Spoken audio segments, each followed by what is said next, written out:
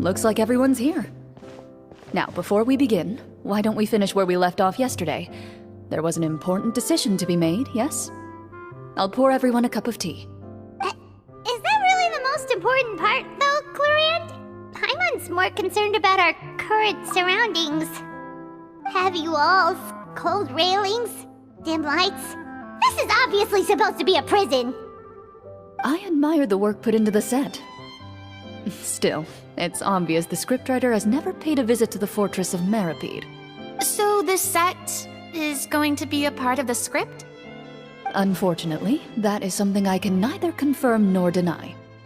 Anyone think Clorand's smile is starting to look kinda scary? Well, whatever happens, we'll just have to push on. But first, we should really figure out what to do with this treasure. If we're worried about arousing suspicion because of our identity, why don't we give ourselves a different name, just like Clorand's master did? Yeah, it might be better to keep a low profile. As long as we're helping people, it doesn't matter who we are or what we're called. Staring at me won't get you anywhere. Or did you want some more tea?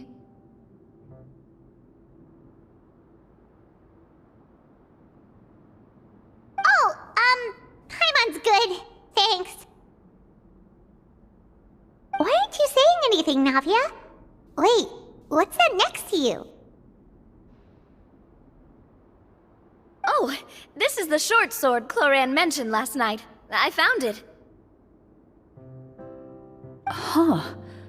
I'm surprised you managed to track it down after all this time. Well, I made sure to take good care of it, considering the circumstances in which you gave it to me. Of course I had to keep it safe. Anyway, where were we? Oh, right. I was just thinking about all the potential ways for us to break out of prison. We could dig a tunnel, or try to bribe the guards. Wait, we haven't been thrown into prison yet, have we? Well, it's only a matter of time. It pays to be prepared. Just like how you should always have an umbrella on hand, even when it's sunny. Alright, Paimon's made up her mind. Let's just give the treasure away. Paimon may have wanted to keep it, but if it's going to land us in prison somehow, Paimon will be too upset to enjoy her snacks. So, you've reached an agreement? All right then, we can continue with the story.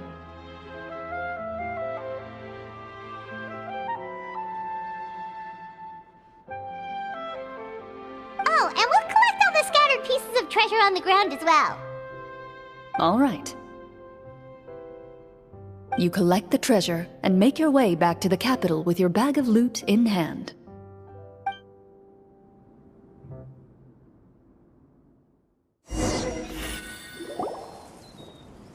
The city is still shrouded in a gloomy, oppressive atmosphere, but your spirits are surprisingly high. In places where sunlight struggles to reach, you generously share your wealth with the children, the elderly, and the poor in urgent need of help. Thank you, kind soul. The elderly woman's look of gratitude follows you as you walk away, her eyes never leaving your back until you move entirely out of sight. However, there's still quite a bit of Mora remaining.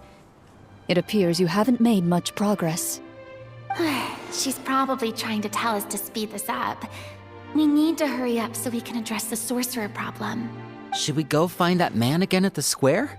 He seemed like a pretty responsible guy. I'm sure he knows the people here far better than us. Oh, good idea! Just as you start to make way to the square, intent on finding the man again, there's a voice.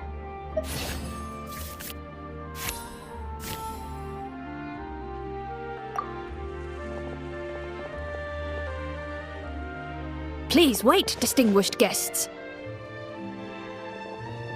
Several strange guards suddenly call out to you. They run forward to meet you and proceed to politely pay their respects. Greetings, gentlemen. Are we being invited for afternoon tea? Surely you jest, my lady. That would not be our place. It is His Excellency the King who requests to meet with you. Please come with us.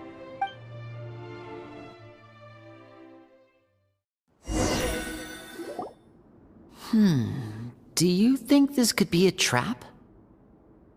Well, we have to investigate the court at some point, right?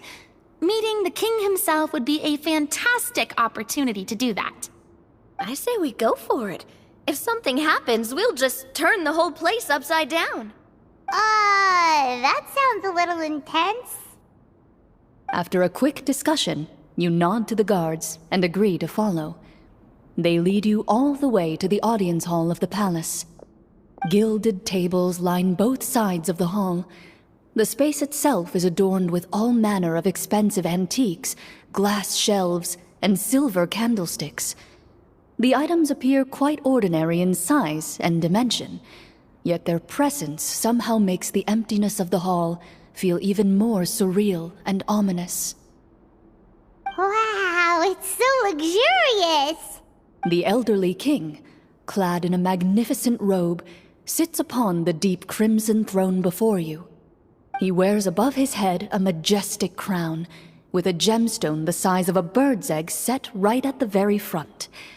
As you observe it, you see a complex pattern of light reflect off its surface. They're here, Your Majesty.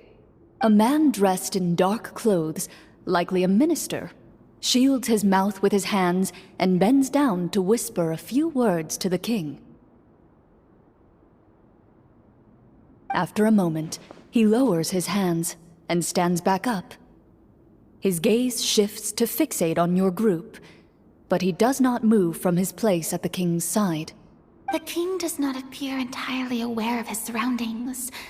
The man by his side, though, we should keep a close eye on him. The king remains still and says nothing. The minister is the one who speaks. Esteemed guests, allow me to thank you for coming to our faraway kingdom. Unfortunately, His Majesty the King finds himself quite exhausted from work. So please allow me, his Prime Minister, to welcome you in his stead. I've heard tell that your group, the Marechaussee Hunters, used your exceptional ability with the sword to repel the monsters near the capital. Such a great deed deserves to be rewarded. However, seeing that I was not fortunate enough to observe such a feat with my own eyes, you'll forgive me for seeking to verify the truth by speaking to you myself. Well, we've got nothing to hide. You brought us here to talk, right? So we'll just explain what happened.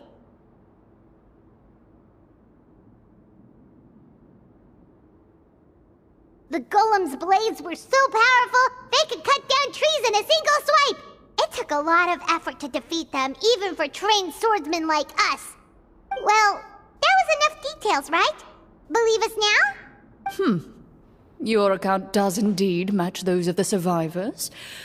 Since you were the ones who defeated the monsters, that must mean you are also in possession of the treasure they stole? Well, we did take the treasure, but... How did he know about the treasure? Then I must ask that you return it at once. It belongs to the kingdom. Wait, but didn't you just say that our great deed deserved a reward? Shouldn't the treasure be considered a part of that? Yes, that was indeed what I said. But you seem to have forgotten a very important distinction. Only that which is freely given by the king can be considered a reward.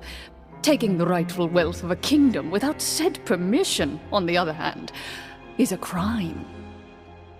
But that's completely unreasonable. Yeah, that makes no sense! If it weren't for us, the treasure would still be buried underground somewhere!